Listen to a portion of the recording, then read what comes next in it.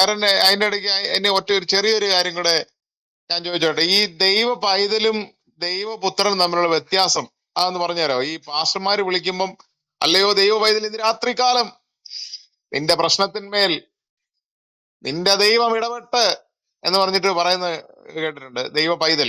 പക്ഷെ ഞാൻ ചോദിക്കുന്ന പൈതൽ എന്ന് പറയുന്നതും പുത്രൻ എന്ന് പറയുന്നതുമായിട്ടുള്ള വ്യത്യാസം എന്ന് പറയാമോ? ഞാൻ പറയാം. ക്ലീൻ ഷേവ് ചെയ്തത് പൈതൽ, അല്ലാത്തൊരു പുത്രൻ. Praise Lord. ഇനി ഫയറിന്റെ അഭിപ്രായം കൂടെ കേട്ടാൽ. അല്ല, പൈതല്, മക്കള്, പുത്രൻ എന്നൊക്കെ നമ്മൾ വിളിക്കാറുണ്ട്.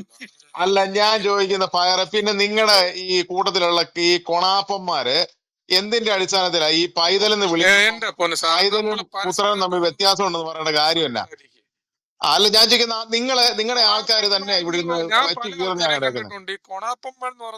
അല്ല, കൊണാപ്പന്മാരെന്ന് പറഞ്ഞാൽ നിങ്ങളുടെ കൂട്ടത്തിലുള്ള വയറിന്ന് മീശ പഠിച്ച കുറെ പാസന്മാരിതേ ഈ മറ്റേ ഇവിടെ ഇരിക്കുന്നത് എന്നാ ഇമ്മാനുവൽ ഗോസ്പൽ ടീമില് അവരെന്നെ വിളിച്ച് കയറ്റിയിട്ട്, അല്ല പറയട്ടെ, നിങ്ങളും അതിന്റെ അത്തിരിപ്പുണ്ട്. അവരെന്നെ വിളിച്ച് കയറ്റിയിട്ട് എന്നെ താഴെ ഇട്ടേച്ച്. ഞാൻ പറഞ്ഞു, എന്നോട് ചോദിച്ചു ദൈവപുത്രൻ എന്ന് പറഞ്ഞ എന്താ? ഞാൻ പറഞ്ഞു, ഞാൻ എന്റെ ബയോയ്ക്കകത്തിട്ടേക്കാ ദൈവപുത്രൻ. ഐ എം ഓൾസോ, ഞാനൊരു ദൈവപുത്രനാ, ഞാൻ ദൈവത്തിന്റെ പുത്രനാണെന്നുള്ള സ്ട്രോങ് ആയിട്ടുള്ള ക്ലെയിമാ വെക്കുന്നത്. അപ്പൊ അതെന്തുകൊണ്ട് അങ്ങനെ പറയാൻ പറ്റുന്നത്? ഞാൻ അവിടെ ചോദിച്ച ചോദ്യമാ, അത് ചോദിക്കാനായിട്ട് അവർ സമ്മതിക്കുന്നില്ല, നാണം കെട്ടവന്മാര്. അങ്ങനെ അല്ല, ഞാൻ ചോദിക്കും, നിങ്ങളുടെ കൂടുതലുള്ള കോൺട്രന്മാരല്ലേ ഈ പറഞ്ഞ അടി അടിക്കുന്നത്? പല റൂമിലും പല പ്രശ്നങ്ങൾ. അല്ല, എന്നാ പ്രശ്നം? ഇതിനെ കുറിച്ച് അറിയത്തില്ലെന്ന് പറഞ്ഞാൽ പോരെ. അല്ലെങ്കിൽ ഈ കാര്യങ്ങള് ഒരു കാര്യം വെക്കുക, ദൈവപുത്രനും ദൈവ പൈതലും വ്യത്യാസം ഉണ്ടോ? ഇതിനെക്കുറിച്ച് വിവരം ഒരു മൂളയുള്ള രീതി. അല്ല, ഒരു ശകലെങ്കിലും മൂള ഉണ്ടെന്നുണ്ടെങ്കിൽ ഈ പറഞ്ഞ കാര്യം ഇത് രണ്ടും ഒന്നാണെന്നെങ്കിലും ഒന്ന് ഒരു മിനിമം മനസ്സിലാക്കാൻ. ഈ മാത്യു അവിടെ ഇരിക്കുന്ന, അല്ല ഞാൻ ചോദിക്കുന്ന ഈ മാത്യു അവിടെ ഇരിക്കുന്ന, നിങ്ങളുടെ കൂട്ടത്തിലുള്ള തൊട്ടപ്പുറത്തിരിക്കുന്ന മാത്യു, നിങ്ങളും അവിടെ മോഡറേറ്ററാ. ഈ സമ്മതിക്കത്തില്ല.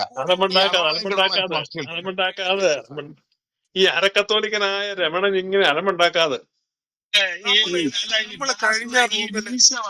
പറഞ്ഞത് ഈശ പഠിച്ചെന്ന് പറഞ്ഞാൽ ഈ കത്തോലിക്ക അച്ഛന്മാരെ കുറിച്ച് അതൊരു സെക്കൻഡ് ഞാൻ അതൊരു തമാശ പറഞ്ഞതാണ്.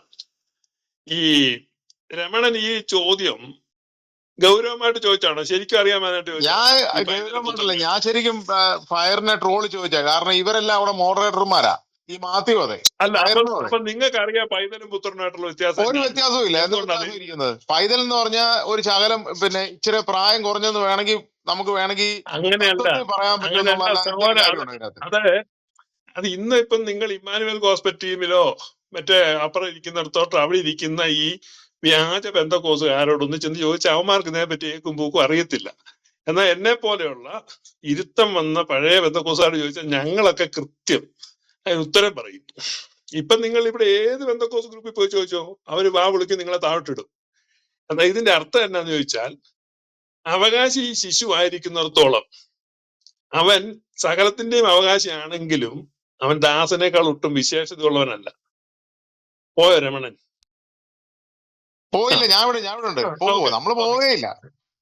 അപ്പം ഈ അവകാശിയാണെങ്കിലും അവൻ ശിശുവാണ്.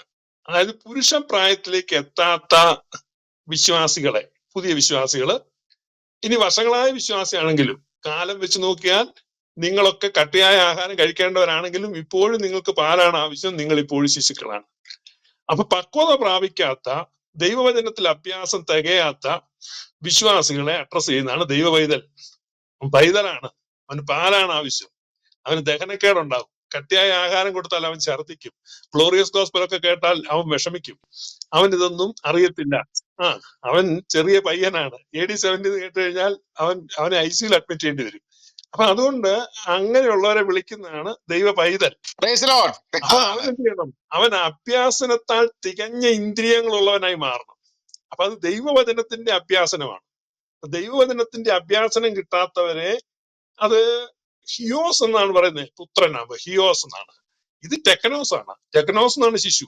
അപ്പൊ ടെക്കനോസ് മാത്രമാണ് അവൻ ദൈവ പൈതലാണ്. അപ്പൊ അതുകൊണ്ട് ദൈവ പൈതലുകൾ നടത്തുന്ന ഒരു റൂമാണ് ഈ ഇമ്മാനുവേല്.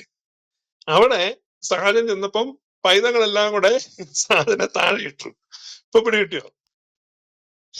ഇതിനകത്ത് ഈ ഫയർ ഉണ്ട്, മറ്റേ മാത്യു ഉണ്ട്, പൈതലാ വേശം എന്നുള്ള പാട്ടോടാണ് പാടിക്കോ. അതാ പറഞ്ഞ. അപ്പൊ അതുകൊണ്ടാണ് അതുകൊണ്ടാണ് സഹോദര പറഞ്ഞത് പൈതൽ എന്ന് പറയുന്നതും പുത്രൻ എന്ന് പറയുന്നതും തമ്മിൽ വ്യത്യാസമുണ്ട്. ഇനി സാജൻ ഈ അബദ്ധം പറഞ്ഞുകൊണ്ട് നടക്കരുത്, വ്യത്യാസം ഇല്ലെന്ന്.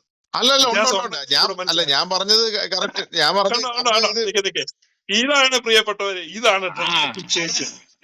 5 മിനിറ്റ് മുമ്പ് വ്യത്യാസം ഇല്ലെന്ന് അല്ല പറഞ്ഞവരാണ് വ്യത്യാസം ഇല്ലാന്ന് ഞാൻ കൈവെച്ച സ്വാതന്ത്ര്യം. അങ്ങനെയല്ല. ഞാൻ ആദ്യം പറഞ്ഞായിരുന്നു. അല്ല ആദ്യം പറഞ്ഞായിരുന്നു വേണമെങ്കിൽ ശകലം പ്രായം കുറഞ്ഞതിന് 10 പൈതൽ കൊല്ലം എന്ന് വിളിക്കാം. മുമ്പാണ് ഇത് സാധനം പറയും.